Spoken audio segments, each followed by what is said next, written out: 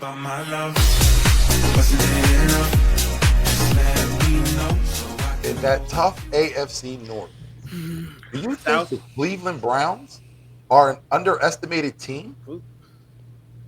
Cleveland Browns. Do what now? Yeah, in the AFC North. Hmm? Oh, you really would have had on the bottom, I guess. Yeah, Yeah, yeah. yeah. On the bottom is something totally different. I got that. I thought I read something wrong. I was like, wait, what? Mhm. I'm I was about to confused. say, I don't see anything Cleveland Brown wise Titans. here. I don't see anything. It gives you a question about the Titans. It isn't Yeah. my question that I just asked. Okay. Okay. Oh, okay. So then just repeat it real quick.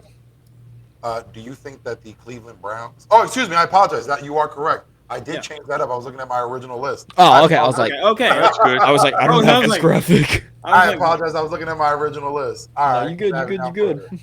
Gentlemen, Sora, I'm sorry. Let me start with you again. Again, all good. This week, D Hop finally gets signed to the Tennessee Titans. Numerous teams wanted him, but the Titans were the only ones to show, pull out the red carpet for him. Now that the Titans have him, let's talk about Mike Vrabel. We talked about it before. Again, he's been given a good teams. He's been given multiple opportunities. I know there's been issues with the GM, but that GM did set them up for good success. Derrick Henry, A.J. Brown, we discussed. They had good team, but let me ask you, now with the addition of D-Hop, does that eliminate every excuse for Mike Vrabel? And if he's not able to have a good season, do you see the Titans releasing him? Them signing D Hop, it was a very good signing, especially in a division that. I mean, you can say the Jags, but there's really not even that much of a clear winner. I mean, it literally could just be anybody's game. You've got the Texans and the Colts with the rookie quarterbacks. It's kind of hopefully coming near the end of a rebuild. Titans, I mean, they had that division and then just choked it away. I don't know if it was just. I don't know if that was Vrabel, if that was Tannehill, or lack of weapons. I mean, again, you get D Hop, who is going to constantly save Ryan Tannehill. Again, I mean, you looked at Tannehill with A.J. Brown. It was I'm going to just throw it up and A.J. going to come down with it. That's going to be it with the same thing with D Hop. Hopefully that can keep pressure off of. Hopefully that can keep the pressure off of Traylon Burks. D Hop can help him potentially develop. Again, you got Chig as your tight end. I'm not going to attempt the full names. I'm just going to call him Chig. If anybody would like to, be my guest. No. And then again, Derrick Henry. Hopefully some improvement on O-line. But I mean, Vrabel was kind of a coach that was very confident. I mean, he literally, the quote unquote, according to Jeff, the fluke year where they made the AFC Championship. What exactly was it that he was saying? They went 9-7, and then they just hit lightning in a bottle and hit Yeah. the AFC Championship. Well, I mean, Vrabel was literally like, I would chop off his manhood, to say kid-friendly terms, to beat Bill Belichick, and he did. So you had that kind of intensity of fire to this now. Let's just hope he didn't follow through. Huh? I said, let's just hope he didn't follow through. Yeah, let's just hope he didn't follow through. that would have been, that would have been wild. And again, the old front office. I mean, you had in the virtual draft, you had a guy dressed up as Frozone, Yes. a dude using the toilet with the door open, and you could see it Yes. on camera. I mean, it was just a weird front office. You trade away one of your best players in A.J. Brown, and in the same year you trade away, he has 2 touchdowns on you, and he's beating you with the towel, basically, saying, like, I love you, but I got to beat on you a little bit. Like, He was out here like Coach Dante last night. exactly. He was out there like Coach last night. But, yeah, it was... that was me. What was you? That was you dressed as Frozone? Stop the madness. But now that I feel like the front office is gone, now all eyes are going to be on Vrabel. I don't think you can be like, all right, all eyes are going to be on Tannehill now. Partially it can be Tannehill, but you got to also look at Vrabel now. So yeah, It's going to be interesting, but they can be competitive in the division because it's a toss up. You can say Jags for that division, but it's a toss up, man. Yeah, it's a weak division. Jeff, let me ask you: with the signing of DeAndre Hopkins, do you think the Titans front office believes they provided Coach Mike Vrabel with enough talent to succeed? And if he does it this season, do you think they move on from him? For now, question with the Titans. Let's be honest here. What do you got? I want to ask each and every one of you. What do you define success for the Titans? What, winning the division, winning a wild card game, a playoff game? What do you define success? I want to hear. I What think would you? right now they've been so far from removed from success that they had before. Them winning the division is number one. That's priority right now. That's the first step. Win the division. I would agree in saying winning the division. Yep. Again, they literally they still could have won it even with Joshua Dobbs, but it's just the Jags defense won that last game. I If mean, if the Titans beat the Jags in week 18, they win the division. have the Titans provided enough weapons with the D Hop signing? I don't. I think Mike Vrabel is not on the hot seat just yet. He's been Okay. coaching. He's been coaching the Tennessee Titans for like 5 years. He's had 9-7, 9-7, 12-5, 11-5, 7-10. One bad year last year. They choked away the division. Literally, the only reason I would not say he's not on the hot seat is because you have 3 quarterbacks in that quarterback room. You have Ryan Tannehill, who's on a short leash. You have Will Levis. Who knows what they're gonna do with him? Trash.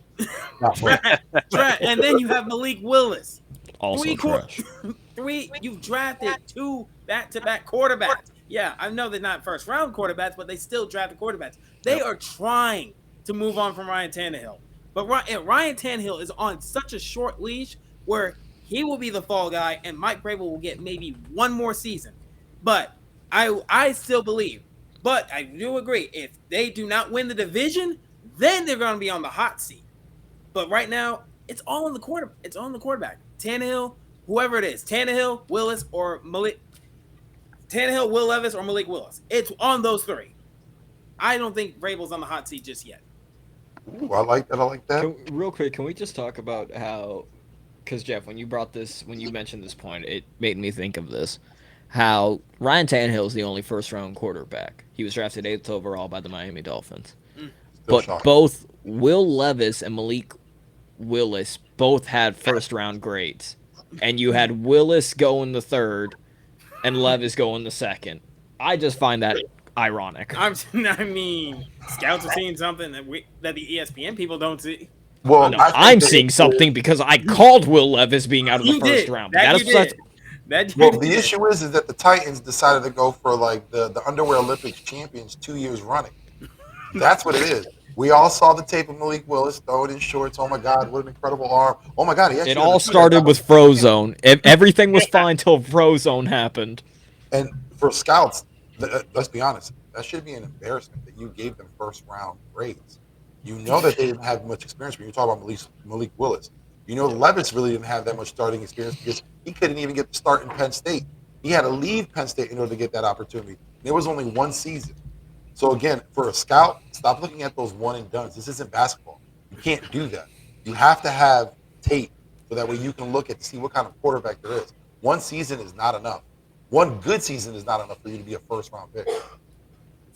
And also- I was about to say, look at what happened with Anthony Richardson. One full season.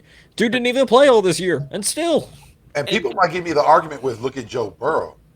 But again, look at the talent that he had around him. Look at what he was able to do. He really got, let's be honest, he got screwed out of that start in Ohio State.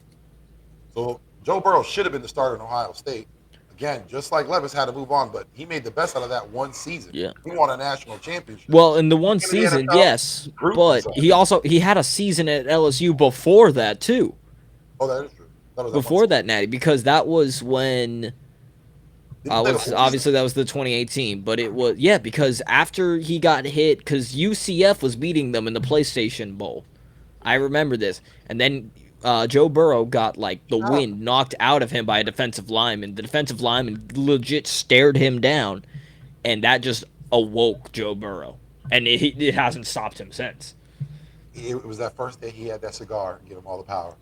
Yes, I'll never forget though. This man did lose to a Felipe Franks Florida-led team. How I don't know, but that's besides the point. I had to get that jab in there. And We're also moving on. the Titans have had receivers. AJ Brown, you brought up the Corey Davis. They've had Corey talent. Davis, yeah.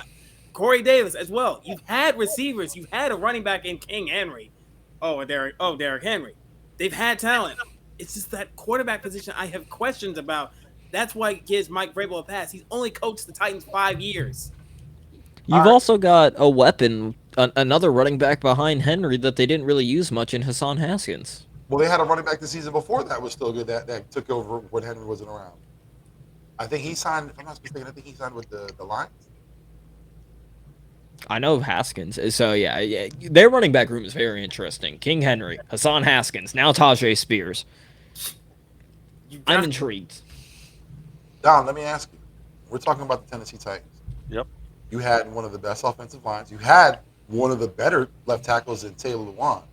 But since his tenure, we've seen that Vrabel has become a player's coach. Lewan himself has a podcast and Busting with the Boys. You have Daryl Bates, a former player, has his own podcast. A lot of the players love Vrabel. But do you think that's going to be enough? Because has he been afforded enough talent to succeed? And if he does it this season, is that the end of Vrabel in Tennessee?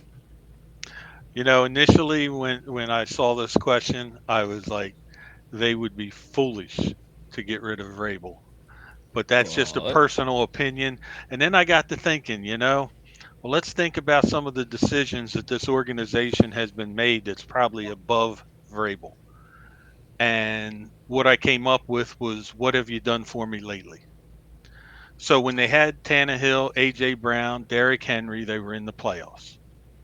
They get rid of A.J. Brown, they get Treylon Burks. Treylon Burks was not A.J. Brown. Okay? He did not live up to the expectations thus far. So now we bring in a star. DeAndre Hopkins is coming in. So the thought process is we return to glory. We win the division. We go back to the playoffs, right? At least that seems to be what they're thinking. But I think that method of thinking is old and outdated. I believe it's just a Band-Aid on a ruptured artery. Mm-hmm. Someone's going to have to take the fall, and Vrabel just might be the sacrificial lamb. Mm. I totally agree. Again, I believe that Vrabel has been given a lot of talent. They've had success in the past. You can't put the blame on Ryan Tannehill because he was good enough for him to get the contract. You see that they have talent in the running back position. Now they have talent in the wide receiver position. Now you can't blame the GM because it was stupid, to give up on A.J. Brown because of the amount of money he would cost you, then turn around the next year and pay a receiver the same amount of money you would have paid A.J. Brown, and you're going to have him for way less time. Yep. Exactly. So I understand that there's been mistakes made, but all in all, they've still been provided with a good team. Tennessee hasn't been a slouch. They've been the favorites in that division year in and year out. Vrabel has been a standout, but the past 2 seasons, it's not been looking so well. If you have another bad season, we're looking at 3 straight seasons of mediocrity. Yeah, I think it is time to move on. You might need a fresh start then. Yeah, and you do make a good point. They didn't want to pay A.J. Brown, then the very next year turn around, pay D-Hop. And you should have just paid A.J. Brown. I mean, I thanked them that they didn't, but still.